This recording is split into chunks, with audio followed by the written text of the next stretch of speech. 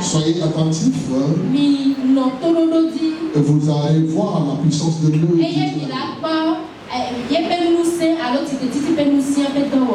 La Bible déclare s'il n'y a pas de résurrection des morts,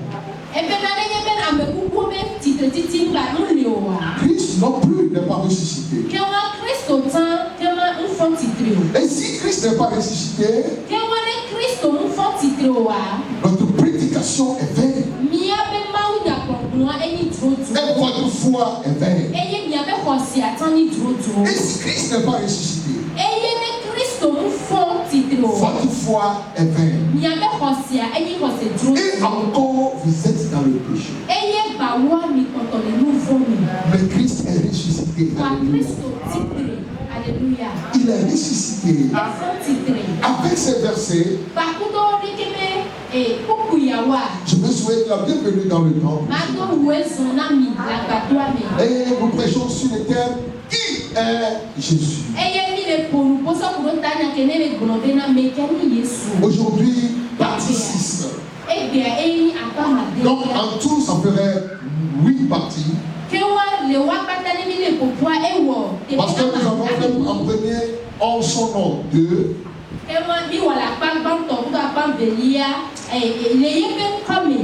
Et puis maintenant, qui est Jésus, partie 6. Et notre verset de base se trouve dans le livre de Jean chapitre 1.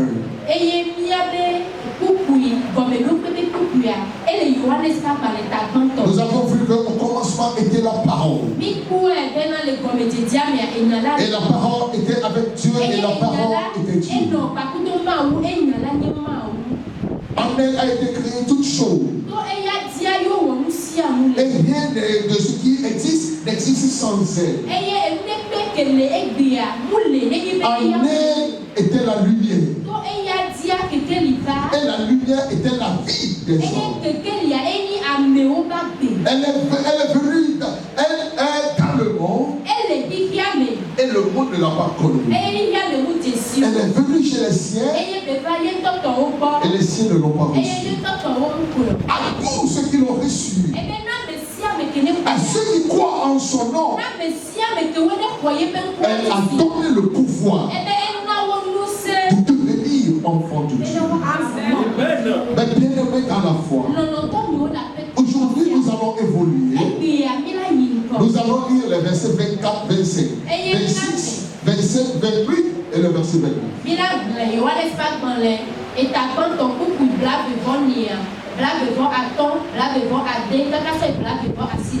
Jean chapitre 1, verset 24 à 29. Je lis. Je lis premièrement en français, puis on va lire en hébreu. Ceux qui avaient été envoyés étaient des pharisiens. Ils lui firent encore cette question. Pourquoi donc baptises-tu si tu n'es pas le Christ, ni Élie, ni le prophète? Jean leur répondit, moi, je vous baptise d'eau, mais au milieu de vous, il y a quelqu'un que vous ne connaissez pas, qui vient après moi. Je ne suis pas digne de délier la courroie de ses souliers. Ces choses se passaient à Béthanie, au-delà du Jourdain où Jean baptisait. Le lendemain, il vit Jésus venant à lui et il dit, voici l'agneau de Dieu qui ôte le péché du monde. Parole du Seigneur. Amen.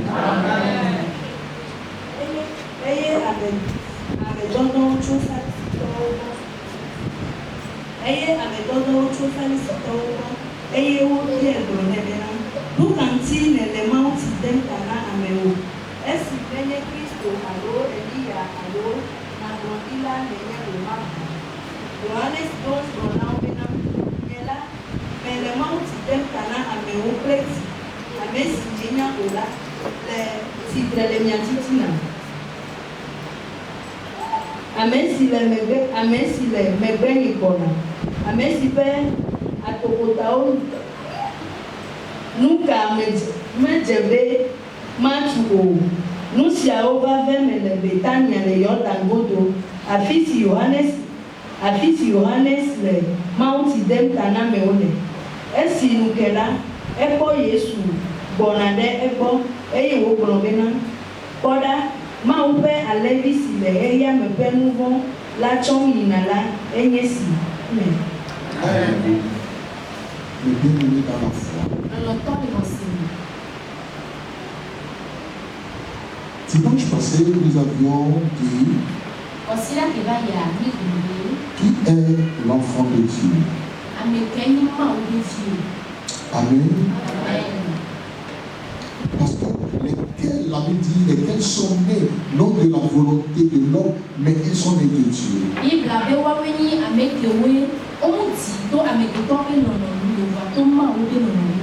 Alléluia. Amen.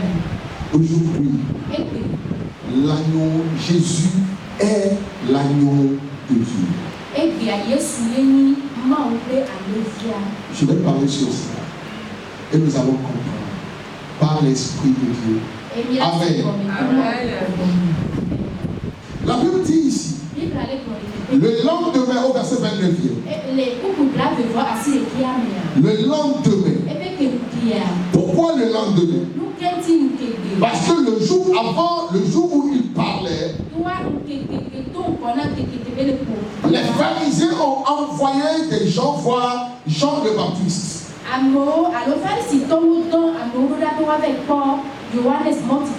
Et il fit cette question. Pourquoi baptises-tu? Si tu n'es pas le Christ. Alors dis-nous, qui es-tu? Es-tu le Christ?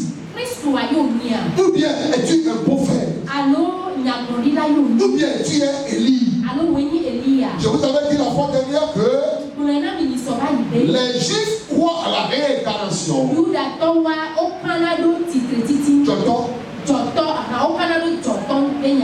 ils croient que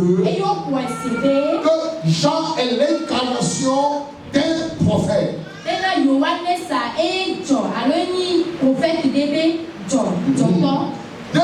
Ils ont dit, alors nous avions vu les signes que tu fais et nous avions appris que le Messie ou bien le Christ allait venir.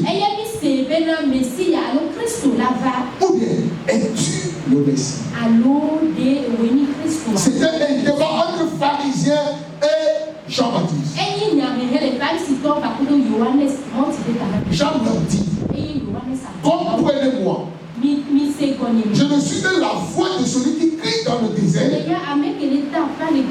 Je ne suis pas le Christ. Mais le Christ est parmi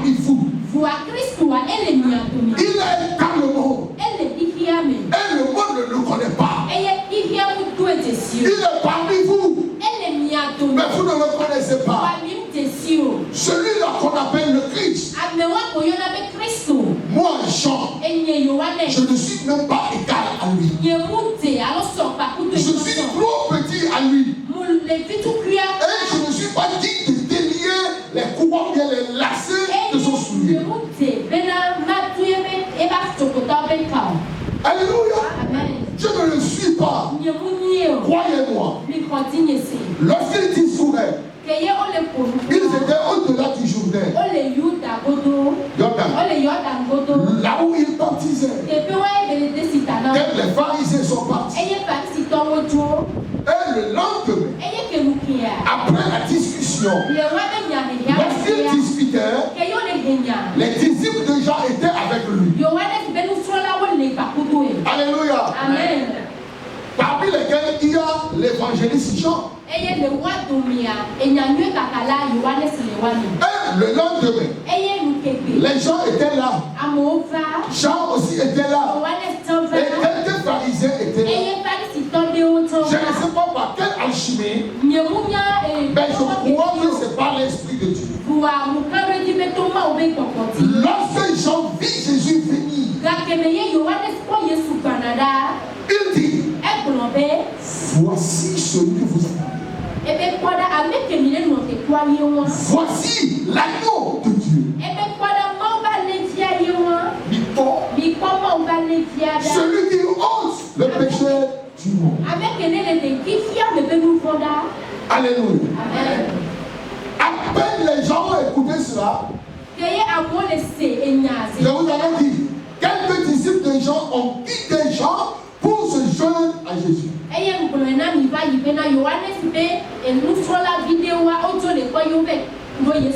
les gens lui ont dit, mais tout le monde quitte.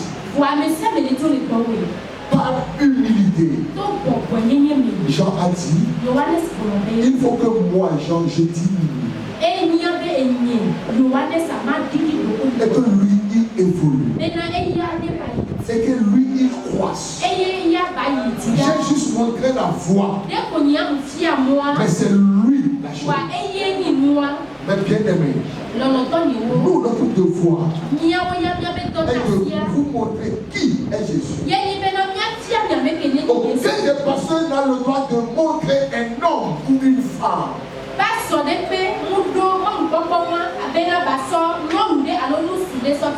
Vous le montrez plus que celui que nous devons vous montrer qui est Jésus. Jésus est Jésus seul. Alléluia. Amen. La Bible dit, voici l'agneau de Dieu. Pourquoi l'agneau de Dieu? Bien aimé, toutes les religions, que ce soit le voodooisme, le judaïsme, le musulman bien l'islam, alors n'importe quelle religion ont tendance à faire des sacrifices à leur Dieu. Et on sacrifie un pour le pardon des péchés, car l'homme a conscience du péché. Et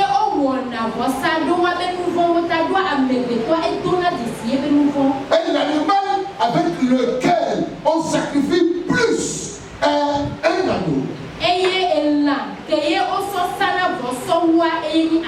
Surtout chez les Juifs.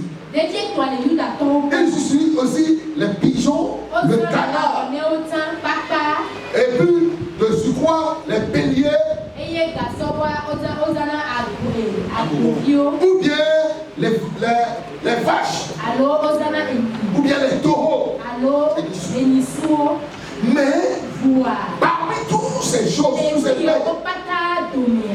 l'agneau est l'animal indiqué pour le sacrifice.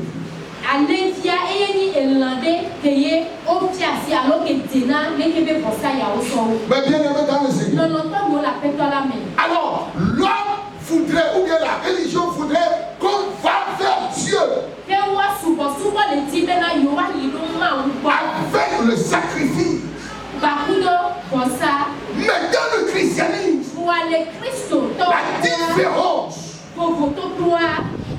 le christianisme et la religion,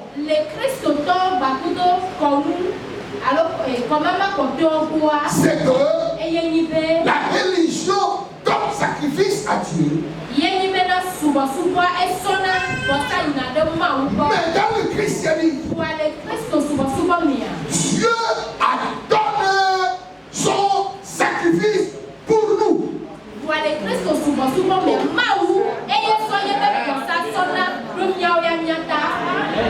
Amen. Amen. Dans la Bible, dans Ésaïe chapitre 1, il a dit, j'en ai horreur. Au verset 11, il dit, j'en ai horreur de vos sacrifices. Je ne veux même pas les regarder.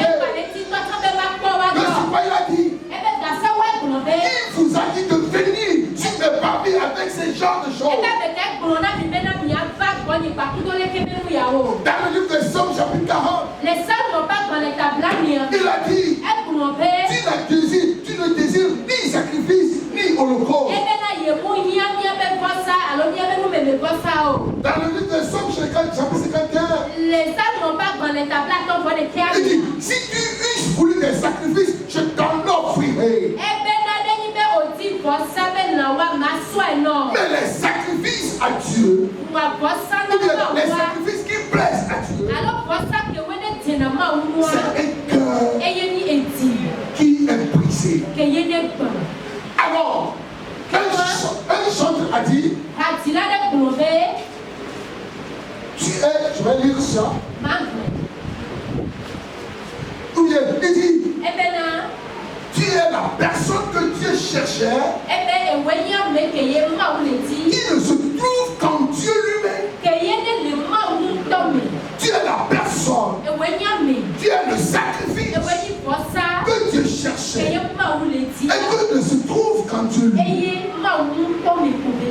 Dans le livre d'Ésaïe, il a dit, qu'ai-je à faire avec vos sacrifices?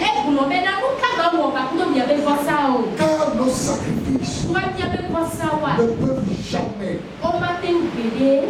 faire ce que Dieu veut que les sacrifices fassent. Nos sacrifices ne peuvent jamais enlever nos péchés. Et nos sacrifices ne peuvent jamais nous rendre purs. Si ce n'est ce que Dieu même veut.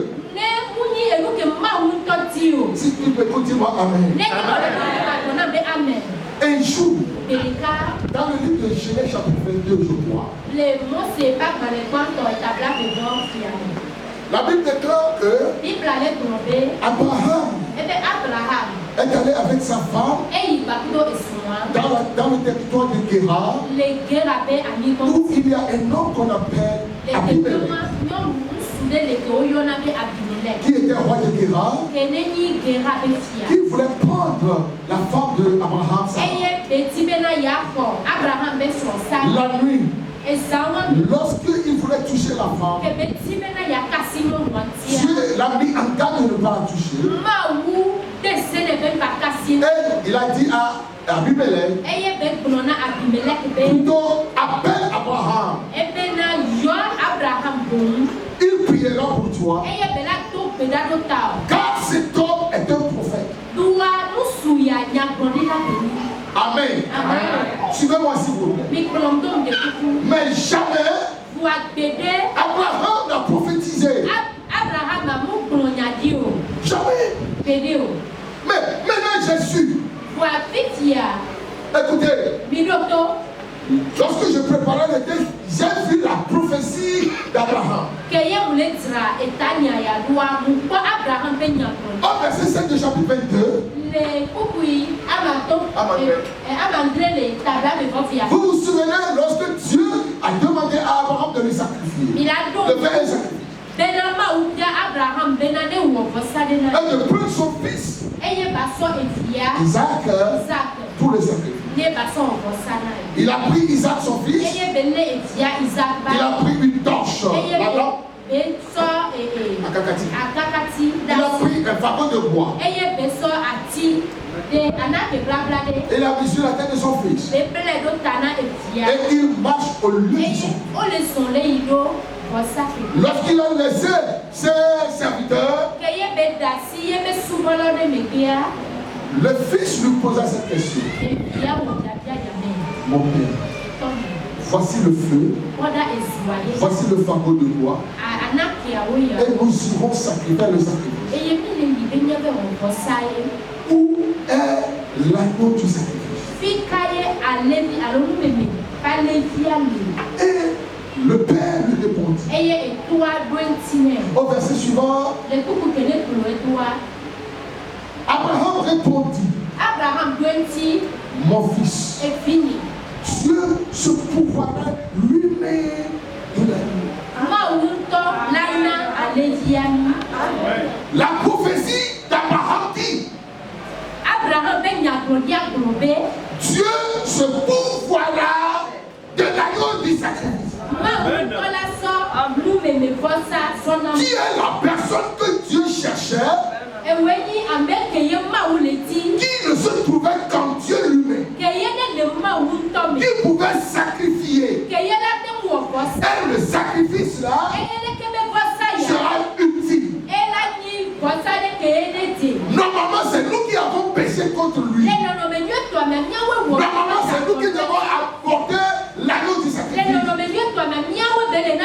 Mais Abraham a prophétisé en disant, Dieu lui-même se pourvoira de l'agneau. Et au lendemain, lorsque les gens ont demandé à Jean-Baptiste, et il a vu Jésus venir, l'accomplissement de la prophétie d'Abraham,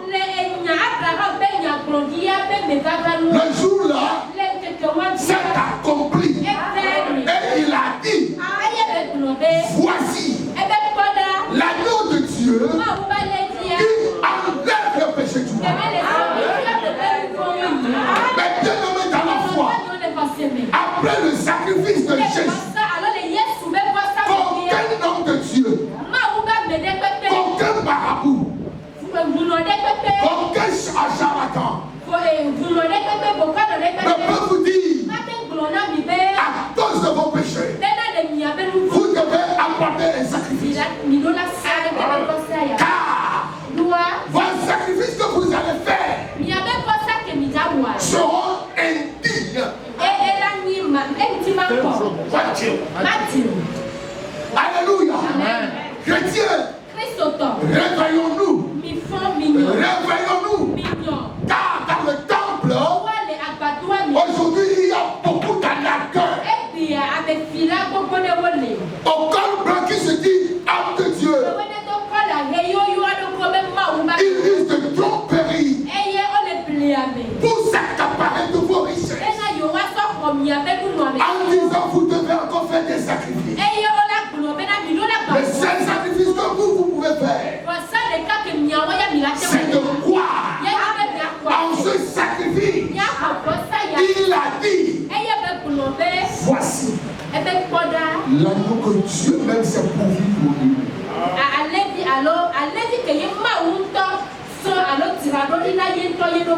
Alléluia. Alléluia. Alléluia.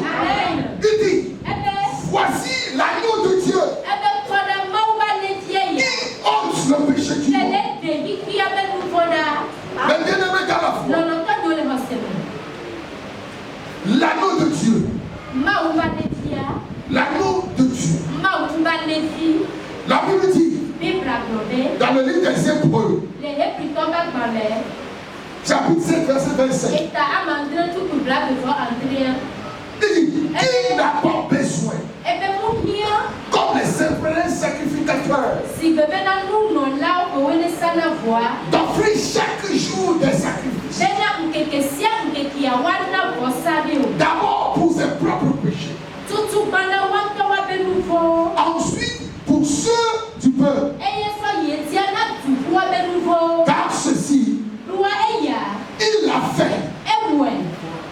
Il l'a fait une fois pour tous, en s'offrant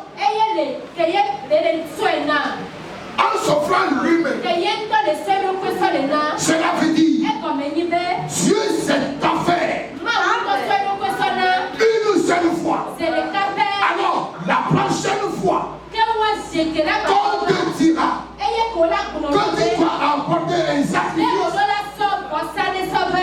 c'est un arnaque. Après ce que je ne lis pas la Bible. Ma Bible me dit, il s'est offert une seule fois pour tout, pour le passé, le présent et pour l'avenir. Il s'est offert une seule fois.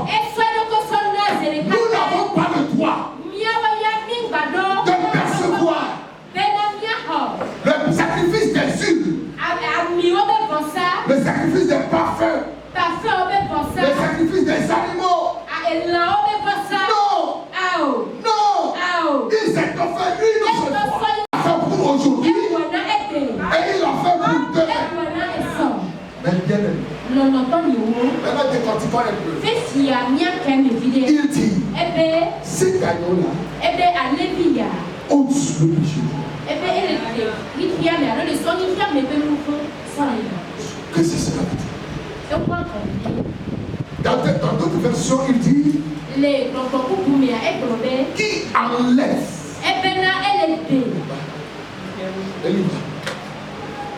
Prends la cagnotte. Mets-le sur ta tête. Mets-le sur ta tête.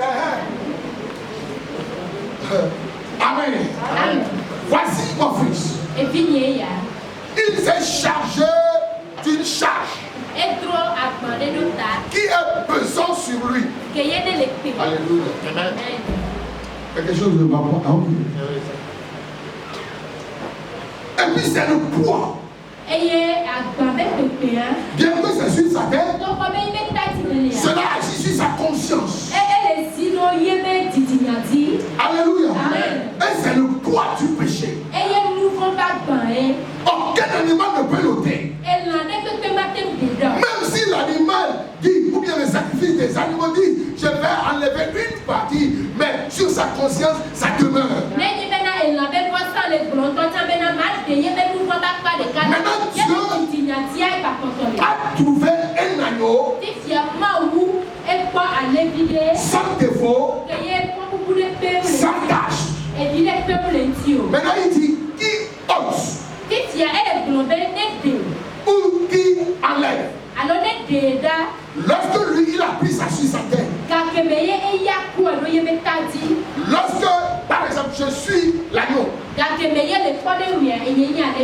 Lorsque je viens, je prends la charge, le fardeau. Je l'ai enlevé sur lui. Et je l'ai mis sur moi. Car ceci ne peut jamais aller fata, libre. Si ce n'est, on doit payer pour ça. Alors, je l'ai enlevé sur lui et je l'ai mis sur moi. Est-ce que lui, il est encore coupable? Maintenant, est-ce que le fardeau va encore peser sur lui? Non. Car, vous savez, il y a un chant qui dit, il a pris mes péchés et m'a délivré. Caché.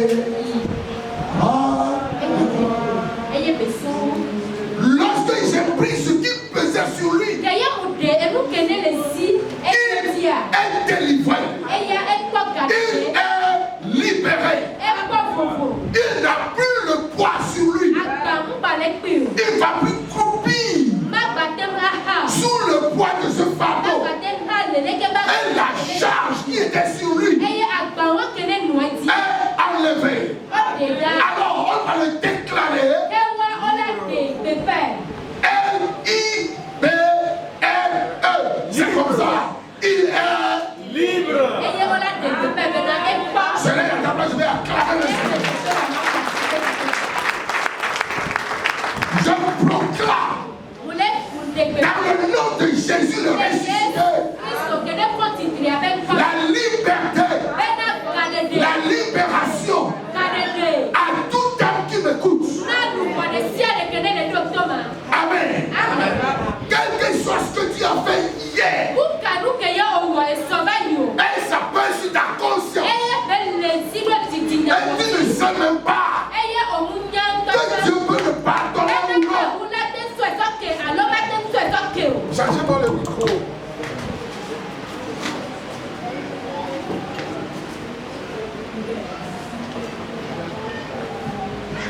Merci.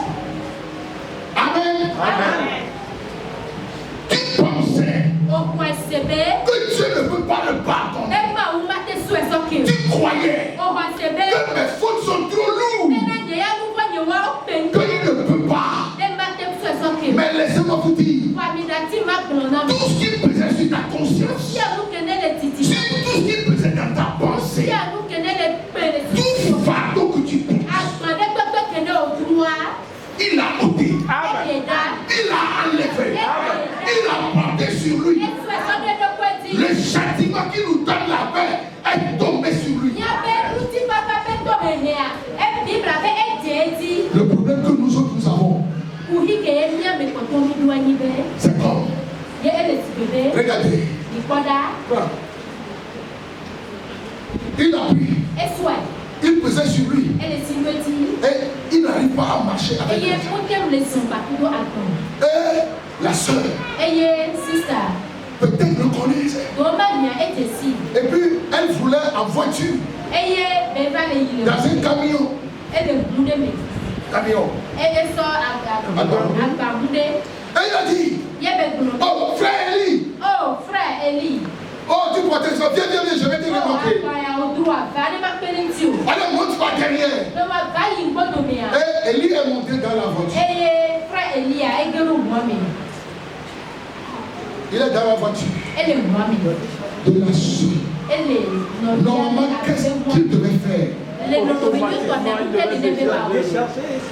Lorsque la soeur voit dans le rétroviseur, il est assis dans la voiture, dans le camion. Toujours la chance. Comment allons-nous appeler ce homme-là? Excusez-moi de l'appeler un ignorant.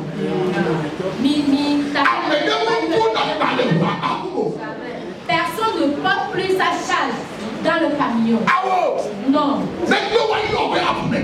Si ce n'est qu'on va t'appeler un ignorant, celle-ci veut t'aider. Il a dit ça, cela ne fait rien, tu peux m'aider. Mais je vais toujours porter mes charges. Ce matin, au nom du Seigneur Jésus le reçoit.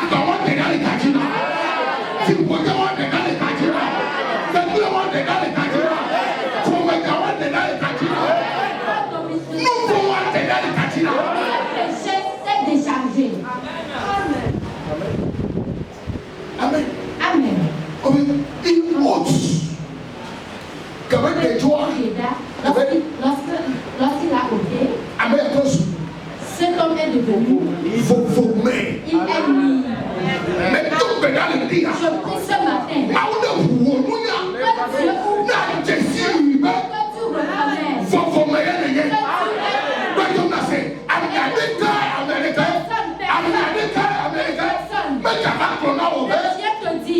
Vous comptez 1999. L'avortement que tu as fait depuis 1999. Voilà maintenant lui, il écoute la voix de cet enfant. Derrière toi. Derrière toi. Il t'a menti. Amen.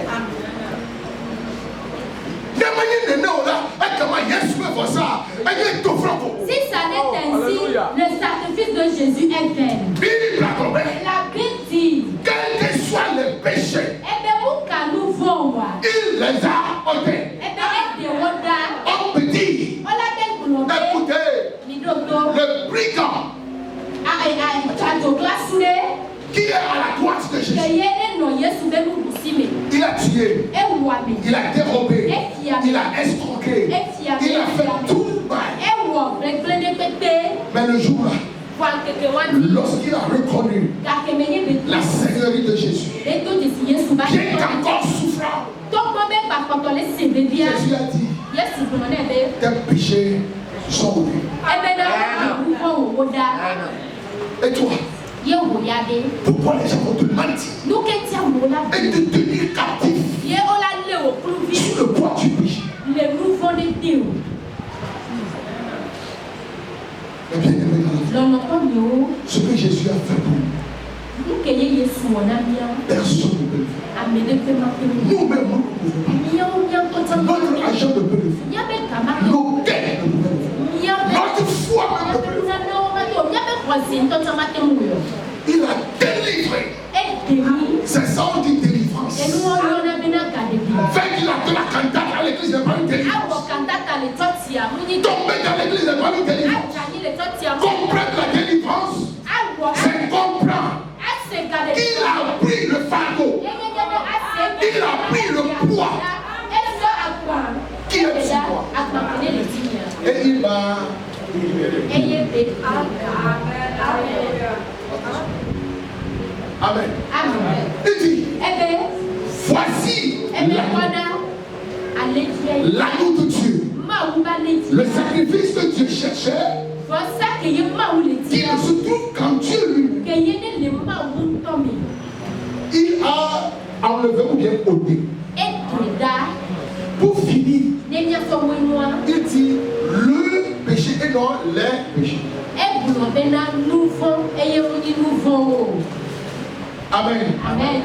Cela ne veut pas dire qu'il a enlevé le péché de l'avortement et il a laissé pour toi le péché de la tuteur.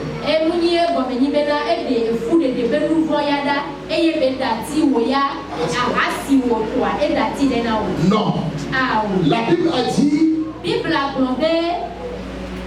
voici le verset 27, il faut reposter le verset 27,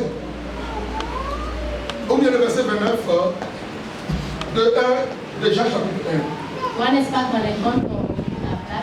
Il dit, voici l'agneau de Dieu. 9, 29. Voilà, voici l'agneau de Dieu qui ôte le péché du monde. Le péché. C'est quoi le péché? Ici, le péché du monde représente le père du péché.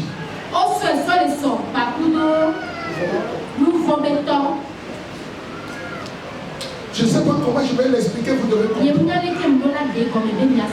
Il n'a pas personnifié les péchés. Mais il a dit l'ensemble. Du plus petit au plus grand. Il les a enlevés tous. Ce qu'on peut appeler péché. Ce qui te dit. Et celui qui te dit. Même ta conscience peut te condamner. En vertu de l'onction qui m'est conférée sur la parole. Je peux te dire. Jésus les a ôtés. Jésus les a ôtés. C'est pourquoi il peut dire dans le livre des Romains, il n'y a plus de condamnation pour celui qui est en Christ. Mais bien aimé, l'ignorance fait de quoi? Que notre propre, excusez-moi, aller devant Dieu, s'agenouiller et dire, oh Seigneur, Seigneur, pardonne-moi, pardonne-moi l'eau, quand j'ai péché l'eau, j'ai fait ceci l'eau, j'ai pas fait ceci. Écoutez, même nos confessions des péchés, on ne confesse pas la totalité, jamais de péché.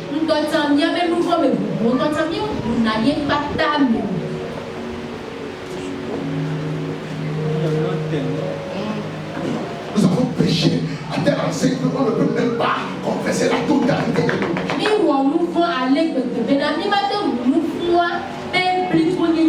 Mais laissez-moi filer le cycle. Il a dit, venez avec assurance. Car en lui, nous avons la rédemption.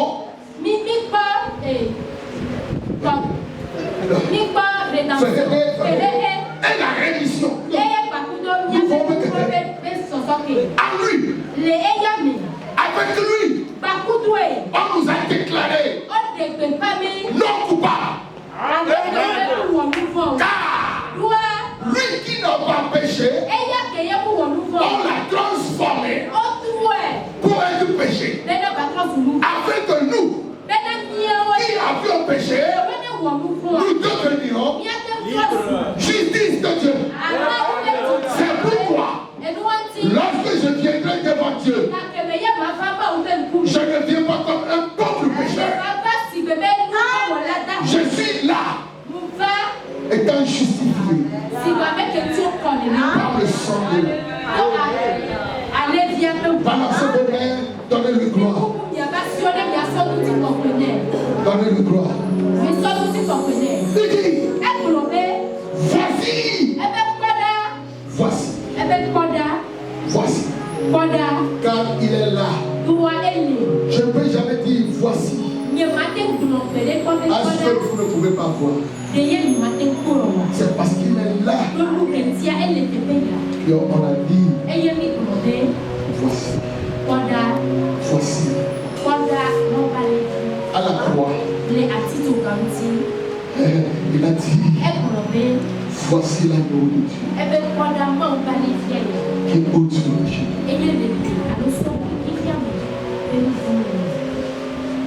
En ce matin, je viens déclarer sur vous. Vous êtes libre. Vous êtes libre. Oh, vous êtes libre. Vous êtes libre. Vous êtes libre. Le péché du monde. Le monde ici signifie à tous ceux qui viendront à lui. À tous ceux qui viennent. Quelle que soit ta race, ta religion, qui que tu sois, il dit, venez à moi. Si tu viens, il prend tes femmes et te donne la liberté. Mais bien aimé, qui est l'agneau de Dieu? Qui est l'agneau de Dieu? C'est oh, avec assurance, répondez. Qui est l'agneau de Dieu? Ensemble. Qui est l'agneau de Dieu? Qui a ôté nos péchés? Qui s'est sacrifié pour nous? Qui est condamné pour nous? Qui a été tué pour nous? Qui est mort pour nous? Et qui est ressuscité pour nous? Allez, lèvez-vous et acclamez le Seigneur.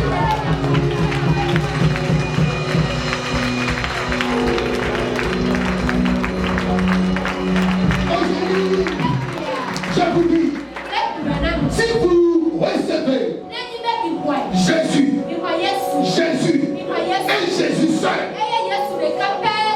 Jésus maintenant, Jésus aujourd'hui, Jésus demain, et Jésus pour toujours, et Jésus pour toujours, et Jésus pour toujours, par un nom de Dieu. Non, Jésus. N'importe où tu iras, et on te dira que c'est l'homme de Dieu que tu vas voir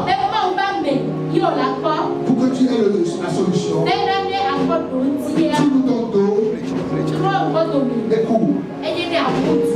Car la solution n'est jamais avec elle. La solution est avec.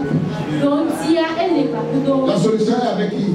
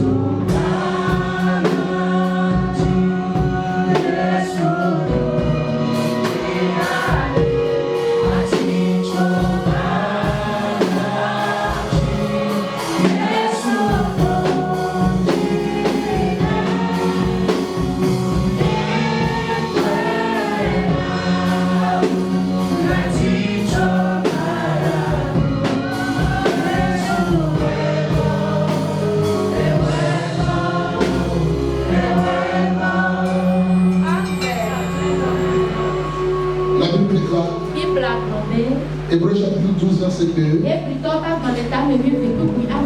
Ayez les yeux fixés sur Jésus. Ayez les yeux fixés sur lui. Lui qui est le commencement et la fin de notre foi. Il est l'auteur et le consommateur de notre foi.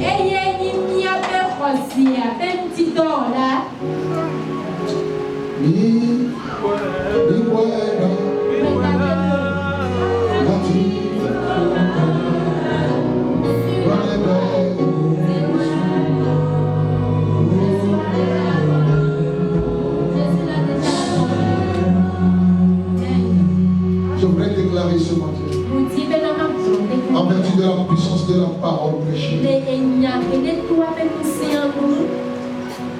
que tout est accompli dans ta vie.